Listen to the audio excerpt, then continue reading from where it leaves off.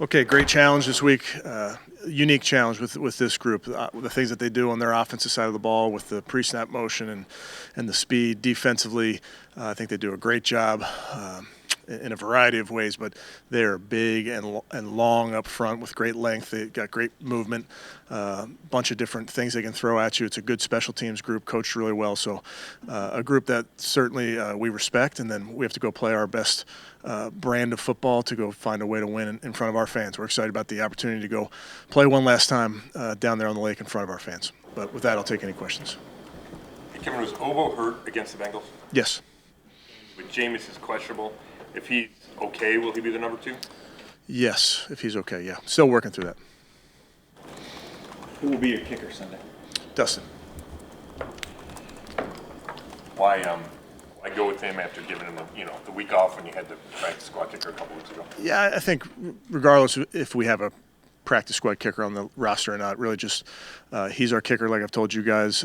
He's going to continue to work through this like he does, like any player works through technique things. He's working very hard, and he kicked it really well today. I expect him to kick it really well on Sunday. With the 3 guys who are out, will you have to use IR to bring anybody up? Are any of those guys to bring anybody up? I don't believe so. And with Dustin, it seemed like the bye week, with him sitting out, you thought that was pretty confident that he was going to get back to form, and it just didn't happen. I think with any position, it doesn't matter if it's kicker, if it's offensive line, linebacker, you're constantly working on your technique. That's no different here with a veteran that's working on his craft, getting that swing grooved.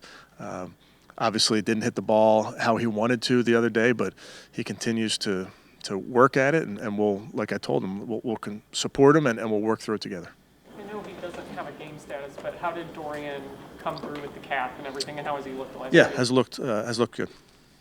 Kevin, we don't always see this kind of patience with kickers. So where does your obviously you had that great year last year, so that's probably part of it. Where does that belief in Dustin come from? Yeah, demonstrated ability. He's a veteran. I've seen him do it for us. I've seen him do it in his career. Like a lot of kickers, sometimes you have you got to go through it a little bit, but it doesn't change how hard he's working to get through this. But yeah, veteran guy who's seen a lot in his career. Kevin, what can you guys do this week to kind of make Dorian's life a little easier so he can get into the flow of the game a little faster than he did last week? Yeah, I think it's more incumbent on the team to start fast. Obviously, that helps your quarterback when you can put some points on the board, early in a game, and not put yourself in a hole early. I think that certainly contributes to how you play as an offense. Kevin, he's really got the ability to pull it and go on those RPOs. What do you think of his decisions on that last week, and what kind of what does that give you guys going forward? Yeah, it's a real threat when you have that quarterback back there.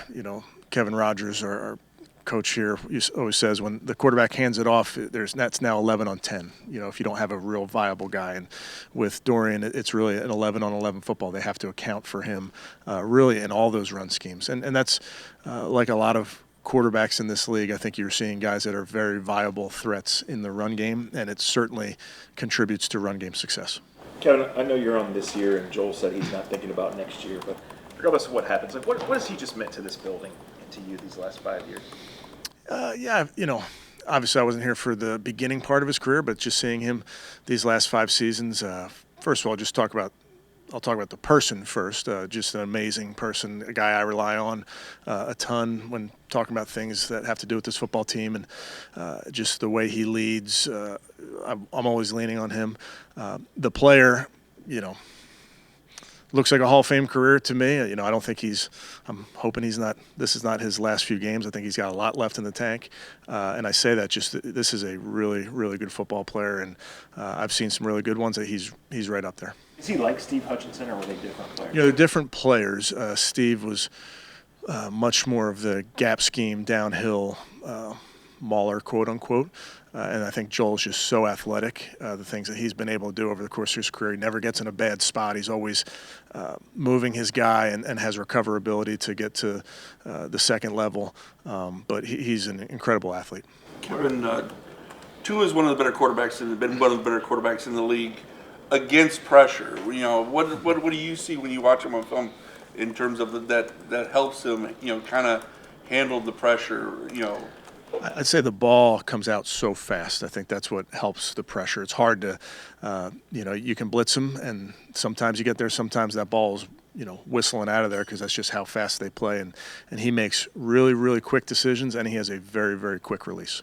How much pressure does that put on your secondary when he's getting it out so fast and there isn't a lot of time to send that pressure? Yeah, I think they certainly, this scheme puts pressure on every part of your defense. It's not just the secondary. I think everybody contributes to trying to slow this group down. I think they do a great job getting the ball on the perimeter in a variety of ways, run game, screen game, you name it. Then they do a really good job working the middle of the field as well. Where was set at in the protocol, and does it, at this point, since he's out this game, make sense just to shut him down for the rest of the year? I'm not going there. I'm really just focused on where he is right now, and he's continuing to progress. How do you coach up Dorian to still be aggressive and use all of his skills, but also try to stay interception-free this game? Sure. I mean, I think it goes back to Mary Kay being smart and aggressive. You don't want to just be conservative for the sake of being conservative, but you have to understand how important the ball is in these games, how important possession is in these games. So, still continue to play his style. Make sure he's doing everything in his power to move the football for our football team and score points, but at the same time, not letting them get their hands on it. And without David said, who do you need to step up for Dorian in this game? I think it's always a group effort in that regard. Mary Kay, I think we really trust our group. We trust the receivers. We trust the tight ends that we have up. We got a good group of running backs up, so the quarterback has to, deliver the ball based on what the coverage is dictating, and we trust the guys that the ball's going to. Kevin, I saw that Mike said that Anthony Walker's not going to play Sunday. For you, I didn't see that. For you, obviously knowing Anthony from this time of year, disappointing not to get the, Is he injured? Okay, said, I didn't know that. Got it. I just said that he wasn't. Mike said he wasn't going to play. He's hurt. Okay. A guy I think very highly of. I'm regretting letting him sit in all those quarterback meetings over the years. He's popped in there and sat in there for many, many meetings, and I'm regretting that fact. But he's one of my favorites. Just a quintessential pro. He's the guy in the middle of the defense. He's the guy, in the middle of the locker room, just at the center of everything. I think he's made plays when he's out there on the football field, but just the impact that he has in the building has been pretty incredible. When guys are like that, Kevin, I mean, I know Anthony's the son of a coach. Are they generally always that way? Or do guys kind of, as they get in a pro routine, do they kind of grow into that? I think the son of a coach certainly has a lot to do with it, and Anthony has talked a lot about that. But he's a gym rat. He loves the game. And again, just his thirst for knowledge. You can ask quarterbacks. He would pop in there and sit in there and just listen, not really ask questions, but just hear what was being talked about. And he's a cerebral player. You so often hear quarterbacks being talked about being cerebral. When you're the middle linebacker and you're in the nerve center, you have to be cerebral, and he certainly is. Good. Okay, thanks, guys.